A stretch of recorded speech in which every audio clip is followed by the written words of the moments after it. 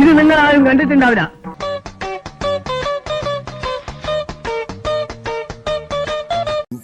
എന്റെ തല രക്ഷിക്കാൻ ഒരു മാർഗവും ഇല്ലേ?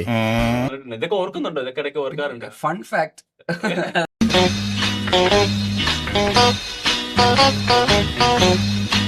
സിനിമയിൽ വന്നതിന് ശേഷമേ ഈ ബേസിൽ ജോസഫിനെ നമുക്ക് അറിയും. പക്ഷെ പണ്ടേ ബേസിൽ ജോസഫ് ഭയങ്കര കഴിവുകളുള്ള ആളാണ്. ഏത് ക്ലാസ്സിലാ മോനെ പഠിക്കുന്നത്?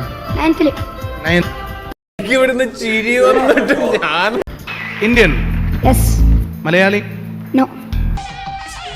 പുരുഷൻ, ജീവിച്ചിരിപ്പുണ്ട്,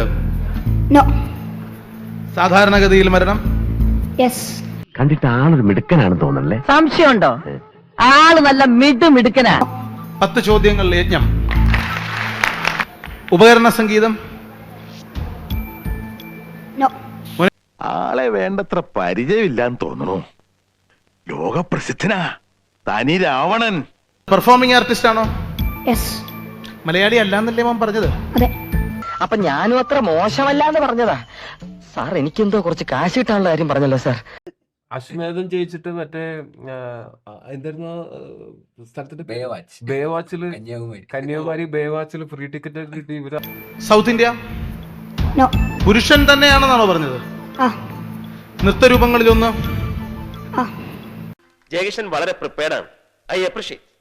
ഇത്രയും അനായാസമായി ഇതുവരെ ആരും 50,000 വരെ എത്തിയിട്ടില്ല. അദ്ദേഹത്തിന്റെ പേരിന്റെ ഏതെങ്കിലും ഭാഗം യുവിൽ ആരംഭിക്കുന്നുണ്ടോ?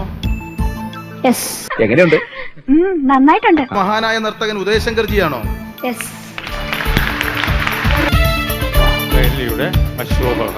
അങ്ങനെ എത്ര സൂക്ഷിച്ചിരിക്കാനാണെങ്കിൽ